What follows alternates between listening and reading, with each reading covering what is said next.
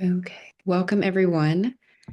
Welcome to this IPR webinar in partnership with Edelman on the findings from the 2025 Edelman Trust Barometer. We're so grateful to have each of you here today and our panelists, moderator, and presenter to discuss these findings with you all. Before we begin, I have a few housekeeping notes. We'll have, this is being recorded and it will be sent to everyone who has registered by the end of the week. It will be available for playback on our website and YouTube channel as well. And if you have any tech difficulties, please feel free to message me or any IPR staff member, and we will help troubleshoot anything that might occur. And last but not least, we do have a moderated Q&A at the end of, or with audience questions at the end of this session. So please feel free to share any questions or comments in the chat or Q&A feature, and we'll try to get to those. So with that, I'm going to hand it over to Margot to kick off this webinar. Wonderful. Thank you so much, Brittany. Thank you to our panelists and moderator, Diane, and of course to the IPR team for having me join. This is the 25th anniversary of the Edelman Trust Barometer, and I'll be sharing the results with you as soon as I share my screen with the Trust Barometer. Take 2 seconds to do that.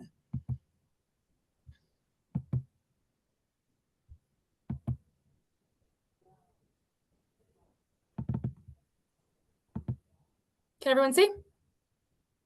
Yes. All right, perfect. So with that,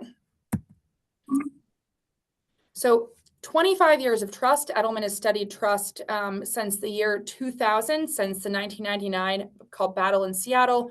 And this is just a little overview of trust from the last 25 years, including the financial crisis, of course, the COVID pandemic, the invasion of the Ukraine. And we can really see from the trust barometers that really mirrors what's going on in the world. And what we see this year is what we call trust and the crisis of grievance. So this year we found that there's a number of folks really around the world who are aggrieved. And that really leads them to have a lack of trust in institutions. What we're calling it is a generation of institutional failure. This year's 2025 Trust Barometer, just give the methodology of it.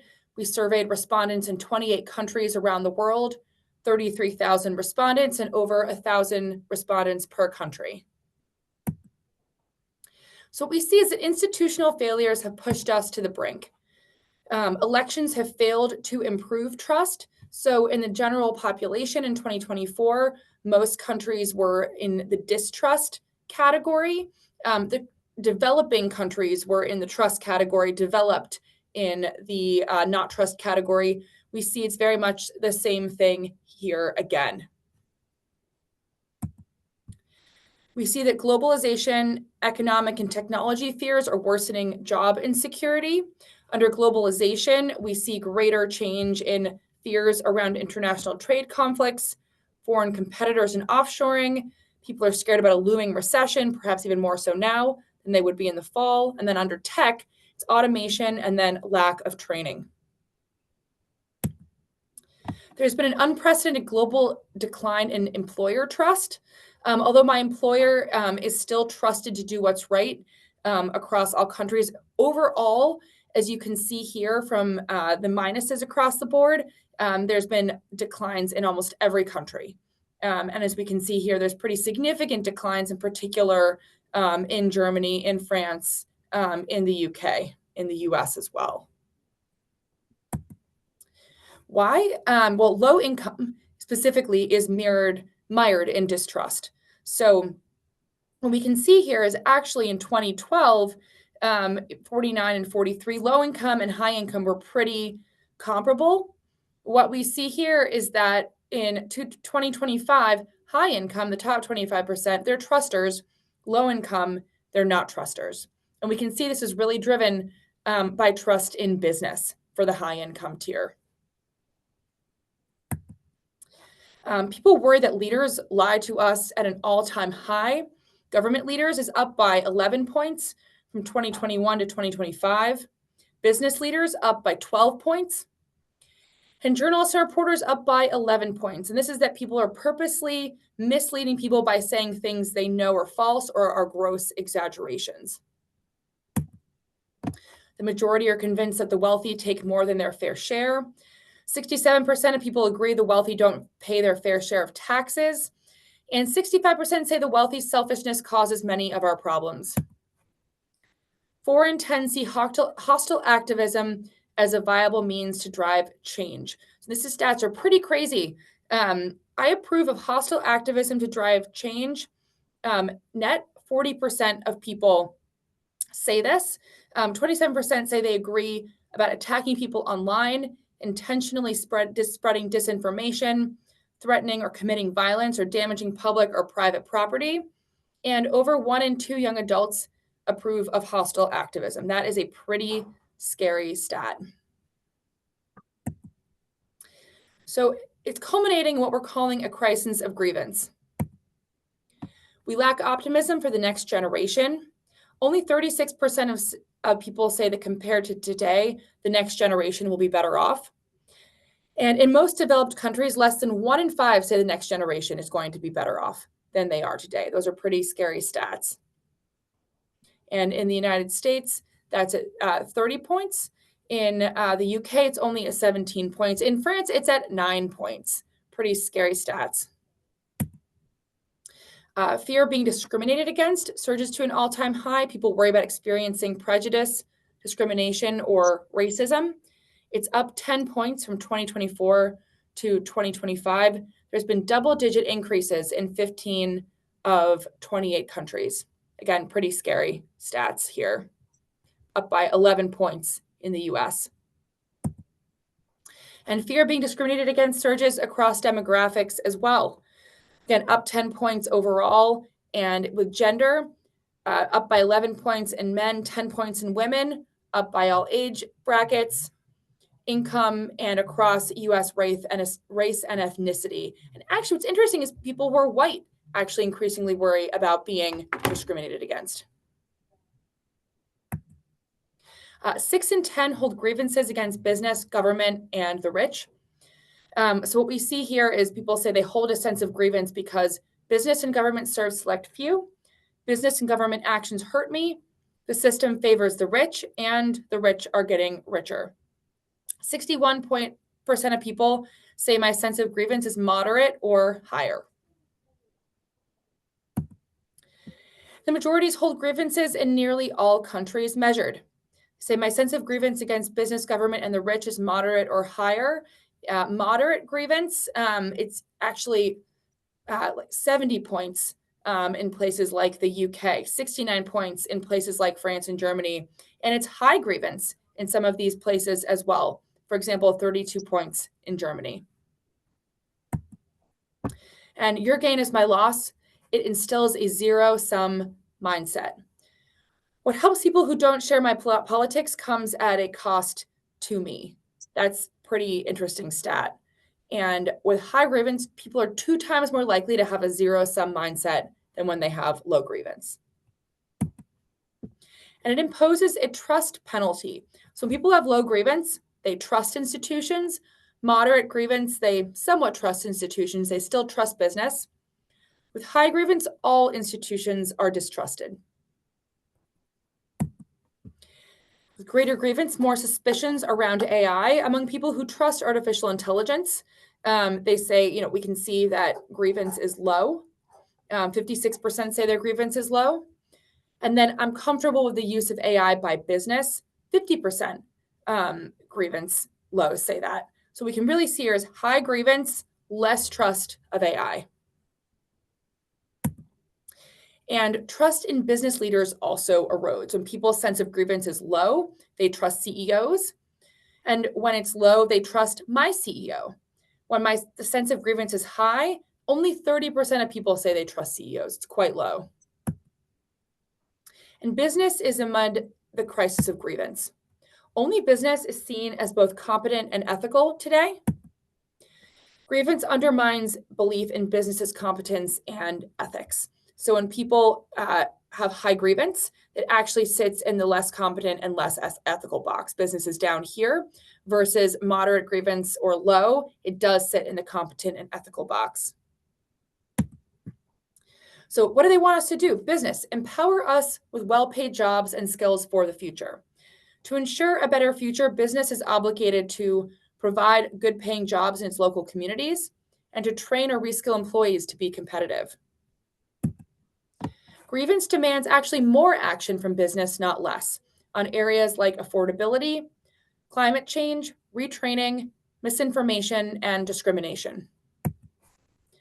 CEOs have permission to act when they can make a difference and improve performance.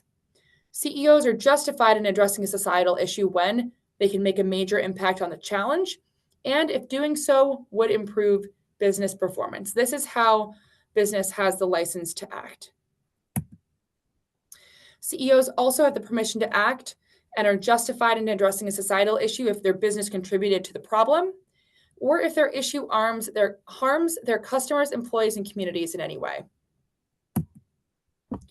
For employers, keep grievances from undermining collaboration at work.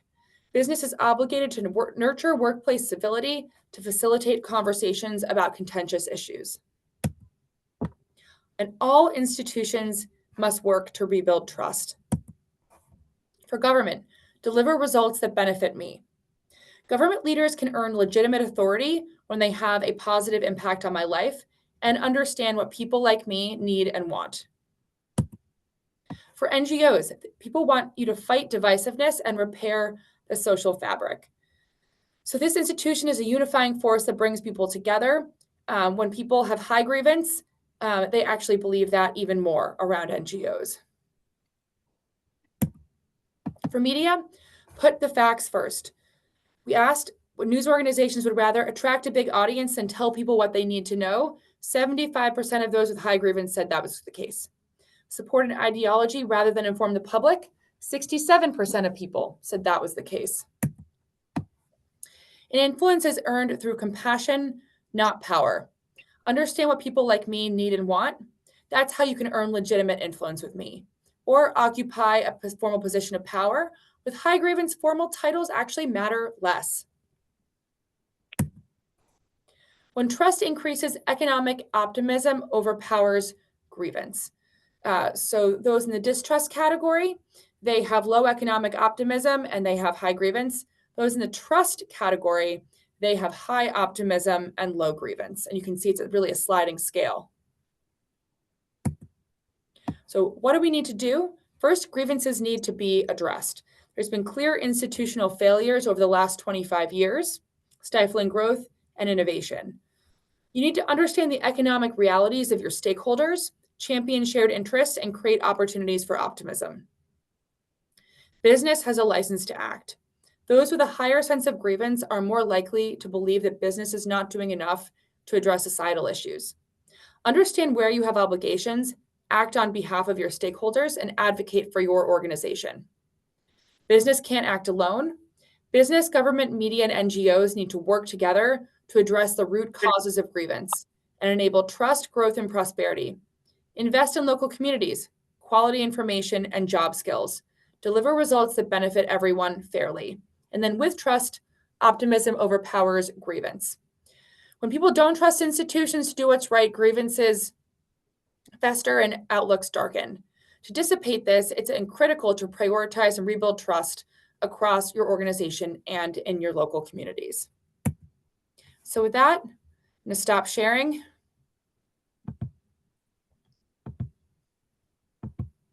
It's a lot of information in a short period of time, I know. So everybody can access this on edelman.com. It's the 2025 Trust Barometer if they want to look at the information more in depth. But anyway, some really powerful information in these facts. And then, of course, going to turn it over to Diane for questions. I saw your question on what is going on in the world today. Is this out of date? So this information was fielded in the fall. I do think grievance, very much still holds today. It's just, I'm sure we would get some different information as well on the reactions to what's going on, especially in the United States, with everything that's happened in the last couple months. Margot, thank you so much. That was like someone just put in the chat. Wow, right? That's a lot to digest.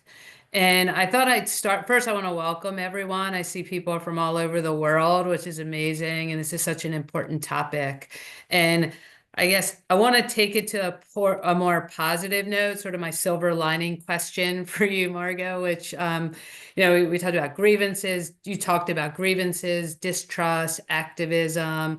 Are there any positive trend lines that you saw? I mean, you did mention businesses have a license to act, and that's great for everyone here on the webinar. Are there other things that you saw, like silver linings coming out Yeah, of absolutely. I this mean, I trust do think barometer? it's that business has license to act, and I think that is a positive message in especially sort of today's political climate in the United States. It does feel like, what the old playbook won't work today, but at the same time, the playbook of how does this help my business? How does this help my employees? These are ways in which one can frame up, um, how to communicate about what business is doing. So I think that that's a positive. There's still opportunity. It's just very much in the context of your business. As about to sneeze. And then the second thing I do think is that trust and optimism go hand in hand. So if you look at that sort of ending graph around, for those who are optimistic, they trust and vice versa. It's a positive reinforcing cycle. I think that's also something to be sort of take away as a positive, that it is possible to rebuild trust. And then with trust comes a greater sense of optimism. So I think that's another positive takeaway from this as well. Yeah. And I think especially for us here who are communicators, I also think that desire for facts, that deep desire for facts, that's something that people want from journalists. It's also potentially something that companies can provide. Companies can provide what the facts are, and I think that's also a powerful opportunity for communicators on this call. And like the barometer said, I mean, people trust their company, my Exactly. CEO. So that was a really interesting takeaway. So, Jane, Laura, Mark, thanks for joining in this conversation. This is a question for all the panelists, just to start things off. One of the key findings, as we heard and as we know right now is happening, is the majority of respondents hold grievances against the government, the wealthy, and business to some extent. So as communicators, how are you managing this with both internal stakeholders and your external stakeholders, customers, shareholders, clients, etc.? How does trust play out in your organization? So, Jane, you want to start out? Sure. Thank you. And thank you for having us on this panel today.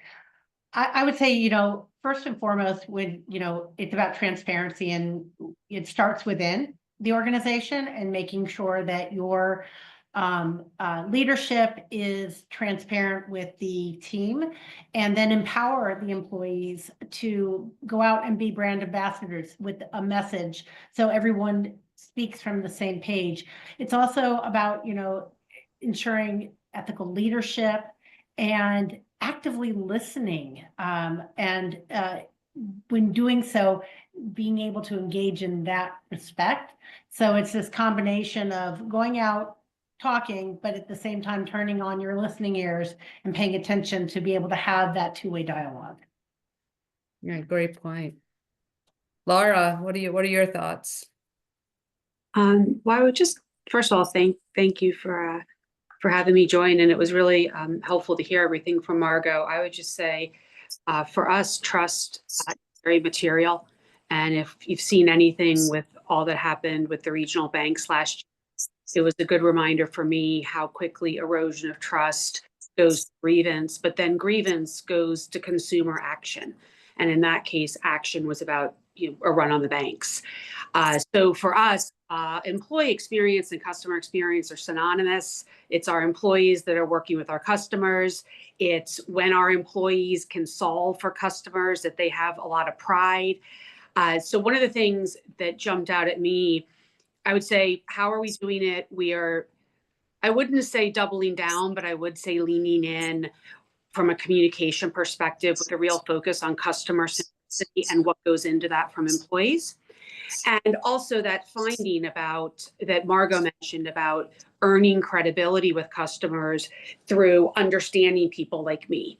And it's a really good reminder for us internally and externally, I think, to go back to needs-based selling. Who is the person? What do they need? How are you delivering? So more needs-based and less commercialism. Thank you. Mark? Well, I think just to build on that, relevance over reach and thinking about engaging people where they are. It may not be that organizations throw everything on their Twitter feed today, but engage stakeholders more directly. So leaning back into some of the basics, engaging, talking with our people, kind of reminded of that old United Airlines commercial where the CEO came in and gave the top team tickets and said, hit the road to the consulting team, kind of really doing that with the C-suite and making sure we're out meeting our people, listening and contextualizing. They're hearing a lot of things. So they need to hear from us also. And with the three of you, do you kind of see your stakeholders similar to those who took the survey, the Barometer survey? I mean, do you think that there are grievances among your stakeholders? Maybe the investor side of it, but not necessarily the customer side of it. Specifically in quantum computing and technology, I think we're all somewhat in the same space and thinking. But for those that are looking at where to put their money and their trust, I do think that the grievances are stronger in that respect. I've always found that financial services, whether it's banking or asset management, just generally speaking, in the eyes of the consumer, financial services can sometimes be a proxy for the markets as well. How my 401k is doing because the stock market's volatile, et cetera. So I'm not sure that I could say if it's greater than last year, but there's certainly uncertainty that remains. And I would agree that the grievance level is high. Mark, while you're answering that, in the healthcare space, I'd like you to address that question, but also there's a widening gap in trust among key healthcare stakeholders. So in your space, so what measures can communicators take to bridge that trust divide and collaborate with healthcare providers, patients, policymakers? Yeah, thanks, Diane. For some, knowledge is the biggest gap. So for those policymakers, for example, bridging the gap with knowledge is the solution. I think maybe even more importantly today, bridging the gap with clarity. I mean, you might say clarity is the new currency, more than merely giving people more information. And I think the example for all of us now is AI. So I think in healthcare, we need to be crystal clear. AI will complement, not replace providers. And I would say on that front, this wasn't a stat that was in that presentation, but another really interesting stat is that trust in AI is actually quite low, and trust in AI in business is also low in the US. Trust in AI is at 32 points, and trust in AI in business is also at 32 points. It's much higher in the developing world. It's at like 70 points in India or something like that. And again, I think it goes back to what we showed in the data here, which is that people are afraid of automation. They're afraid of job loss. They don't necessarily know what the future, a future with AI is going to look like for them. Are they going to be as well off tomorrow as they are today? So I think there's a lot of fears around it. So again, I think sort of providing, good information, addressing, these concerns are really important ways that, whether it's a business incorporating AI or whether it's an AI first business, how they can help communicate around this new technology. I mean, Mario, why do you think there's more trust in AI outside of the US? You kind of touched on it a little, but are there more specific reasons? It's a great question. I do think the fear of job loss for the US is very real. I think people are worried about what it's going to do. I think maybe ex-US, there's more excitement around the opportunities for it. but it's something, it's a topic where we didn't get further data. So that's an area where frankly, I would love to dig in more, and really understand where some of the fears are coming from. And I think today the fears are more around jobs. I think a couple of years ago, perhaps they're more around like, AGI gone rogue and all that stuff. And now it seems to be very grounded in, well, there have been rounds of layoffs at companies. What is going to happen? What does my future look like? Am I going to be automated out of a role? Yeah, excellent point. Laura, a question for you. So those with a high sense of grievance view business as 81 points less ethical and 37 points less competent than those with low grievance. How is your company, you're in the financial space, proactively communicating its commitment to ethical practices and corporate responsibility? Sure. Well, I mean, obviously, you can't argue with the numbers. So there's absolutely a lot of pressure on business. Where I saw a bit of an opportunity, and I think really as a communicator, a tool that can be used right now is the voice of the CEO. And so one thing that I was struck by with some of the research that Margot went over was really how the CEO does have a right and permissions to lead when they use their voice in the right way on the right issues geared toward performance. And so that's something that we're really thinking about is, I'm not sure that necessarily the external environment changes the topics and the issues where we engage as a company, but I do think the voice of the CEO and understanding where the permissions are helps the framing. So for example, we've done recently a lot of work on green transition. Obviously, that's not a problem unilaterally anyone will solve, and we need to be engaging third parties around that. But I would say that how we use our CEO's voice and how we talk about how lending can help green transition and how that's a profitable activity, but yet has good outcomes, for example. So I guess that's a long-winded way of saying we are trying to use our CEO's voice and be tied back to performance, as well as regulatory and policy frameworks for governance. So how is that working for you? I mean, can you take us through, it sounds like your CEO is very receptive to that, but maybe for others on this call, it's harder to get their CEO to use their voice. So any advice on that front? Well, I wouldn't want to give advice as if everything's always perfect, but for us, we lead with the data, and because everything is driven back to performance and the fact that the area, an area that changes your business performance is a credible area for a CEO. Internally, that helps us because then we can really talk about how the storytelling and the external reputation work is also an opportunity to reiterate our strategy and talk about performance. So it's almost an opportunity to marry the two up, and that seems to get internal, at least attention for us. Right. Anybody else want to comment on the CEO part of this, the permission to lead on these issues and maybe some of the struggles or opportunities there? I mean, I think what's interesting nowadays is it is very specific to your business.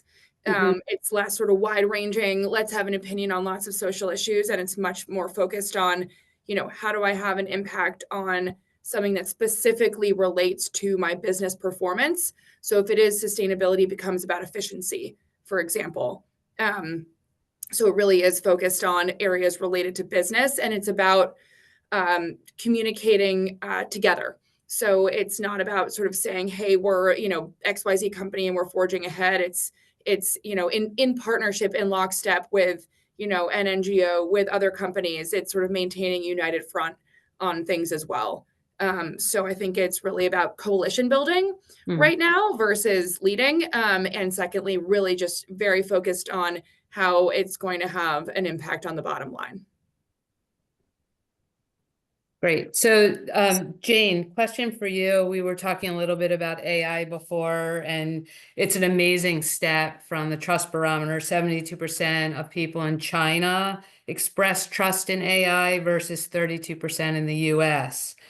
So getting back to comm strategies to address these disparities in AI trust, what are some steps you think communicators and, corporate America could take to educate and reassure the public about AI? Well, I think Margot nailed it in the sense of the disparity comes from insecurity about where you're going to be personally.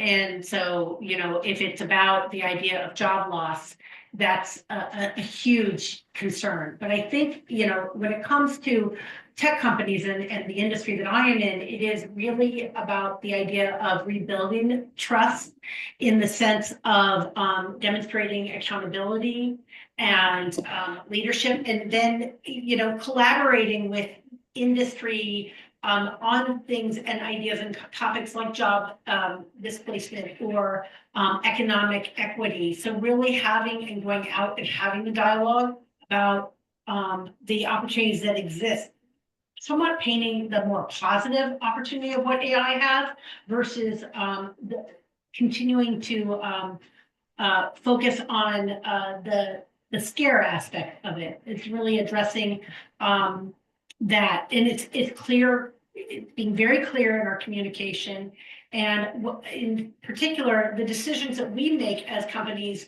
on how we're going to use AI. So going out there and being transparent on that front.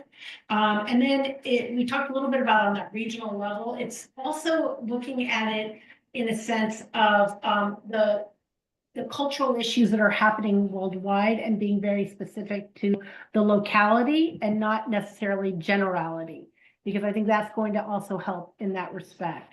And then finally, in my mind, it's about rebuilding the benefits of AI versus the negative aspects that are out there as it exists today.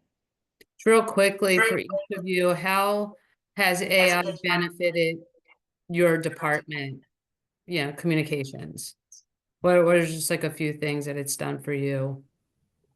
We're actually we're a little bit more wary on it because we have such proprietary information that we don't want to have up in for others to be able to pull down to use for their own advantages. So we're definitely still holding back in some respects on how we use certain AI platforms at this point. But we are kind of dipping our toes in some respects. I mean, we're just as, even as a tech company, a little bit trepidatious in some respects. Yeah, makes sense. Laura, then Mark. Oh no, go ahead, Laura. I would say we are active watchers who aspire to be active users. Like that. For me, from a department level, and that's a business level as well, department. From a department level, I think my aim is always for my team members to be doing the top 20% of their skills and stretching themselves to learn more. So the more that AI can take automated, consistent, almost commoditized processes and cut down on that time for my team members, it opens up mind space for them to stretch themselves, and it benefits all of us. But definitely to use the word trepidation, I think would be fair. Mark? Yeah, we're doing some of the top of the funnel, almost, if you will, content creation steps others have taken around efficiency, and beginning to look at synthetic audience creation to be able to test messages. What I like about it more broadly in the organization is the ambient listening that our physicians are using that really allows the doctor to have a little bit more peace of mind for the pajama hours, as they refer to it, and kind of help their day so as not to be so mentally burdened, which is really kind of what the feedback is. There's still a clinician that's signing off on the meds and the orders and all of that, but both the patient and the physician are benefiting from it and like it. Good to hear. Margot, did you have something you want to Yeah, add? sure. I mean, I do think, what's positive about AI is just it speeds up our work. And so, coming out of this, if you have, transcript of this from AI, would say, okay, write up the notes from the conversation. What were the highlights? What did Mark think? What did Margot think? And be able to do it like this versus, having an intern write up, clean up the notes, send it through, you review, like it makes everything really faster, which is good for the PR industry because so much of what we do is based on the news cycle. So things that can help us be faster, be more in tune with what's going on, and just help us really sort of make sure that we're moving at the speed of culture, I think is a good thing. It's just really getting everybody to be fluent on how to use it effectively. What is it good at? What do we still need to check?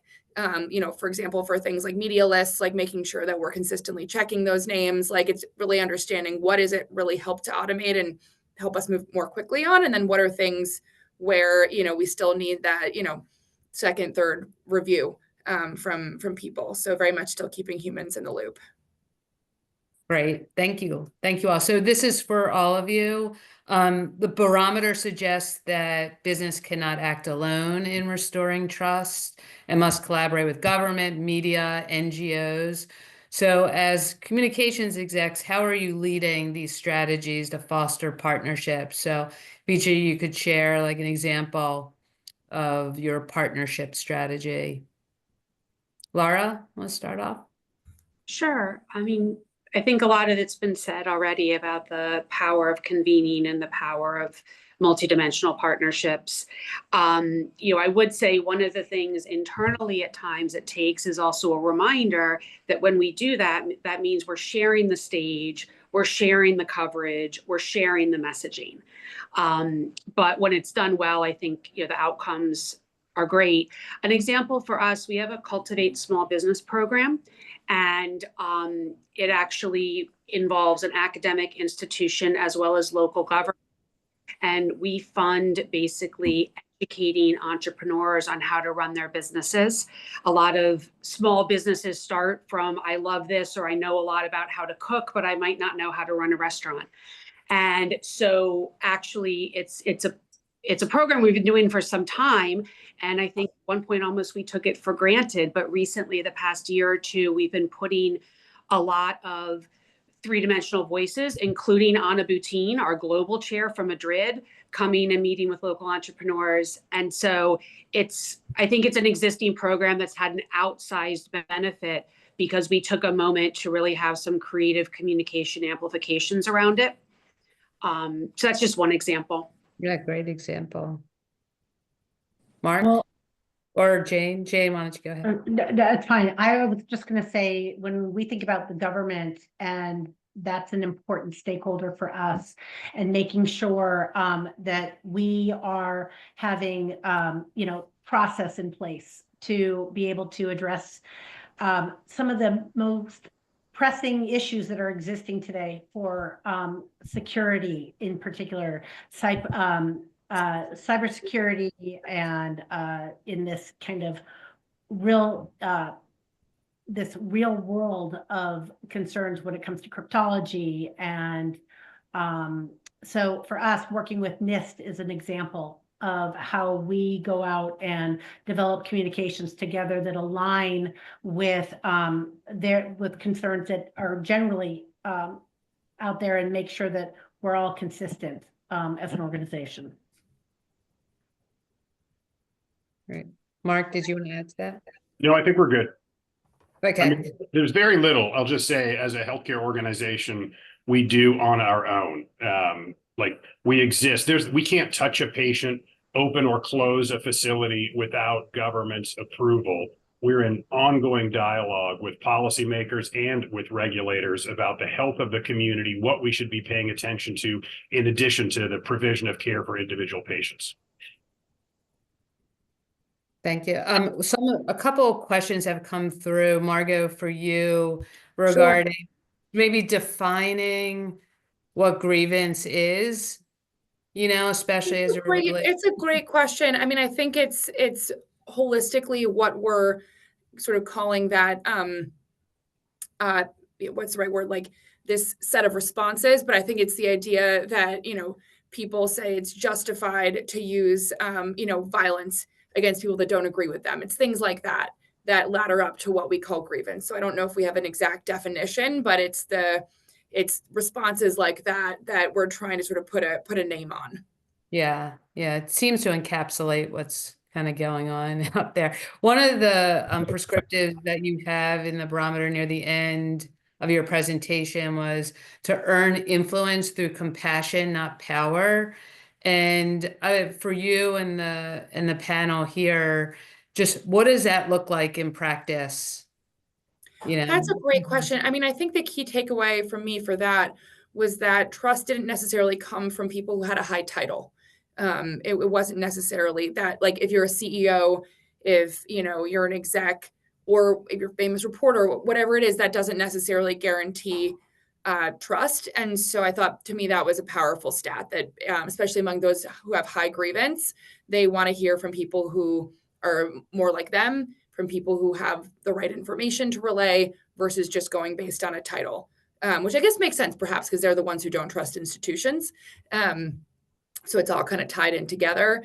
But to me, that was a really compelling, stat on who does then need to be communicating. So I'm sure, for example, for the tech world, which is the world that I'm in, instead of having, if you're a, AI company, instead of having the CEO of the AI company or the CTO, et cetera, speak, ideally having people who benefit from your technology speak on your behalf. Really injecting sort of humanity into storytelling to talk about how the products benefit people. I'm sure it's similar sort of across a number of different industries, but really ensuring that there's sort of that people first storytelling lens versus just talking about overall sort of efficiency or what the product is capable of from a technology standpoint. Yeah, that's a good reminder. There have been many questions around diversity, equity, and inclusion, and DEIB, and are the ethical values or that part of the questionnaire, was that taken into account? That wasn't taking into account the latest from the executive orders around. No, it wasn't. And it's a great question. And I think the same things apply around ensure that it focuses on your business. So yes, we've seen some companies make a sort of a sharp left turn away. We've seen other companies very much stick to what they had talked about before, but they're talking about it in a different way. They're not backing away from their commitments necessarily, but they're speaking about it in a way that's much more focused on the impact to the business, the positive impact to employees. So it's a different way of communicating about it. Yes. Would anyone else Can in I the just panel? add to that? We're in an era of pragmatism. We That's should right. avoid words that have been co-opted.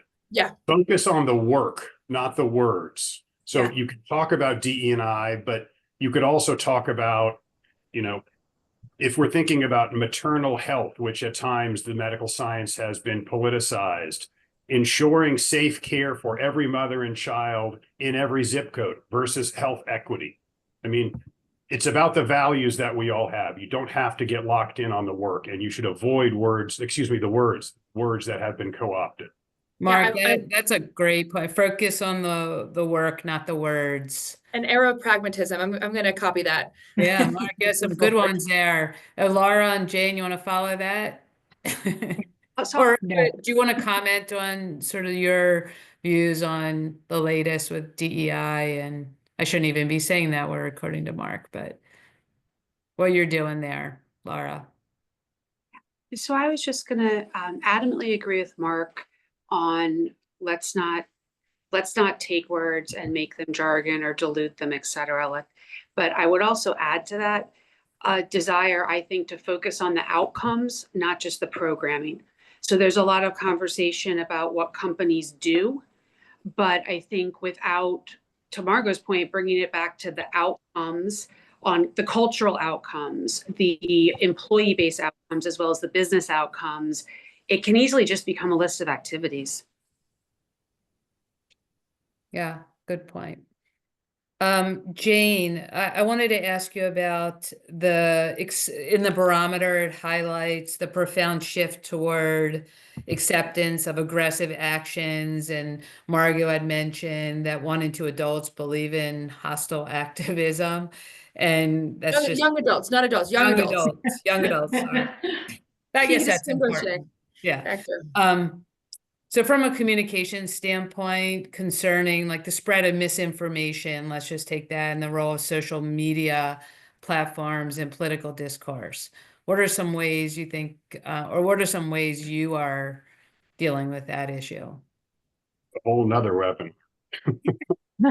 Exactly. I would say, you know, in the space that I'm at, it's not as prominent of an issue.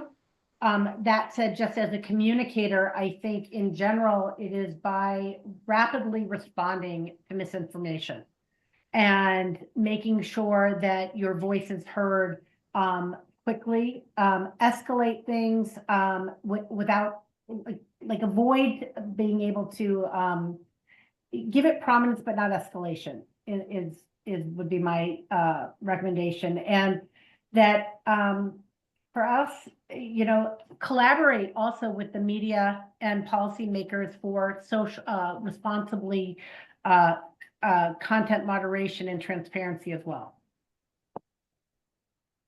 Okay. Anybody else want to comment on misinformation, disinformation? I would just think, One other key thing, you know, that we've talked a lot about is with some of the content moderation changes, it's even more incumbent on companies to ensure that their facts are accurate and well represented online. So, you know, if the new thing is community notes, ensuring that your company is monitoring, putting the right information there, frankly, also ensuring that, you know, you have the right information showing up, you know, when, you know, people search not just Google, but also ChatGPT or Claude. So it's sort of, you know, taking on a proactive stance around ensuring that factual information about your business, about your CEO, are readily findable online and sort of stopping misinformation that way. yeah, I was just going to say basically what Margot said, be vigilant. Don't let the small things go. We're no longer in a situation where you wake up the next day and it's a new news cycle. Everything compounds. So we actually spend more time these days as a department really sweating the small stuff because technology platforms, syndication, et cetera, it can just go from a couple either fake news, disinformation, or even just sloppy reporting to something that really can hit your reputation. So if you're sweating the small stuff, are there things that you're kind of letting go right now to deal with everything going on out there? Or if you're prioritizing, you know, tracking misinformation, disinformation, what aren't you getting to? That's a great question. I don't know if it's you don't get to something versus what you do first. So, and also just where you may pay more attention. So I think that we are increasingly working, for example, we are increasingly working with our disclosure folks. You know, not that we didn't before around earnings, you know, annual report letters, things like that. But now literally any K, Q, or otherwise that's going out, we always do a prep call to get the context because obviously the context as well as the facts matter. So just something like that, like being more synced up with our disclosures or basically anywhere something can come up is an example kind of what we're doing. So I'm not sure that we're doing a zero sum on hours versus just the way we're working. Yeah, good point. Mark or Jane? Through in the chat, media literacy workshop, ideas like that, I think are fantastic. Yeah. Margo, there's a question about whether Edelman's considering doing a special Trump version 2.0 trust barometer update. I think that, I mean, that is I think that's seriously a question, but it also points to the speed at which everything is happening right now. And Laura talked about the need to slow down a little and everything, but is there anything that you're going to do interim? We just did an update on a retrospective on COVID. So, you know, basically what happened in the past 5 years, what do people still want to know answers on? A little bit of looking at COVID as a rationale for that start to having a lack of trust in institutions, especially just given some of the, you know, reticence on the part of the administration to actually have a reckoning on, hey, where did COVID come from? Was it from a lab? You know, what happened? And so we did that. So, you know, frankly, I have to speak. The thing I really want to look at, actually, to me, I want to do more research into trust in AI and understand what's going on there. So that's the one I'm fighting to do. But I'll leave the trust under Trump to my father if he decides to do that. I'm just trying to get my AI one in there. There was a question about, is there a correlation between the trust in AI for a company and the trust in that company? So if you trust AI, you trust your company more. I don't know if that. I don't know. I don't know if we have that information. Be good to explore. Yeah. Okay, so I'm gonna keep your questions coming in. There's a question about any particular takeaways for higher ed communicators, those focused on research communication. Is there anything from the barometer there? That's a great question. I don't know the stats about higher ed this year, but obviously higher ed is in a hot seat in a way that I don't know if it's been for decades. But I do think under that sort of thinking about those same principles of pragmatism, that we are in an era of pragmatism, communicate with that in mind, I think very much applies to higher ed right now, just given that, places like Columbia very much find themselves in the line of fire. Brittany, were there some other questions we should be? I'm just taking a look again to see if there's other ones that we need to answer. But you are going through them as well, and I'm just I don't know if anyone here can answer this question, but if businesses do want to support DEI initiatives, the question is, will the government go after them? So I think it goes back to, the pragmatism, I guess, but anybody want to respond to that question? It's on the work, not the words. Agreed. Another question in the context of this information and specifically related to government and government PR, what do you see as key PR communications actions governments can take that might be different from the private sector to enhance trust in government institutions? More transparency, most definitely. I think that if they're going to invest their dollars in programs as to state why, what benefit, showing ROI. As organizations and companies, we're always being asked to demonstrate what is that return on the investment that we do on behalf of our stockholders. So why shouldn't the government also be responsible in sharing what the ROI is in the spend that they put on the taxpayer? Something else I would love to actually look into, because my hunch would be it would be similar, is if, do you trust business? Yes, but do I trust my employer? Yes, I really trust my employer. Like, do people have that same relationship? Do I trust government? I don't know. Do I trust, my, local representative? Yes, I do. I voted for him. So I think that to me would be an interesting thing to look at too, because my gut instinct would be like trust in government is probably local. And the more that government can do to actually impact and invest in local communities, the better. And we see the same thing in healthcare. I trust my doctor, notwithstanding kind of the research Margot shares about healthcare writ large. Margot, as you have been talking, you and your colleagues at Edelman talk to clients and others about the trust barometer. I mean, what are you hoping, like what changes are you hoping to see coming out of this once people understand the data here? That's a great question. I mean, I think the questions the team has asked here have been very similar to the ones we've gotten, specifically what happens to DEI communications, what happens to communications around sustainability. And I do think sort of that advice around, communicate about it in the context of your business, I think to me is really important because it shows like the work that we do doesn't stop. It just means it's done communicated in a slightly different way, but that it is still incredibly important. And I do also think sort of that showing that sliding scale at the end, the relationship between trust, and then optimism to me is also really important, because it shows that I think what we do matters. The more you can enhance trust, the more optimistic people become about what the future looks like. So I think overall, to me, that's a key takeaway message, that, you know, what we do matters, and that continuing to work with our clients, the organizations we represent, to build trust is something that will have a long-term benefit. You know, this is a very, very important research, and we all look forward to seeing it every year. It's very edifying.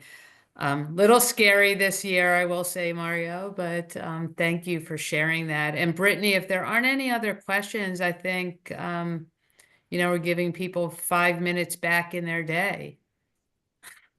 Ending a little early here. Yes, I think that wraps it up. I have all of the resources that were discussed on Edelman's side, and I can compile them and share with the recording. So everyone that, I know that was a question. But thank you all so much. I really appreciate your time sharing this, the latest update, and this really important anniversary report with everyone here. But I hope you all have a wonderful rest of your day, and stay tuned for the recording and resources to come. Thank you, Brittany. Thank you. Thank you. Thank you. Guys, thank you. Nice to see everybody.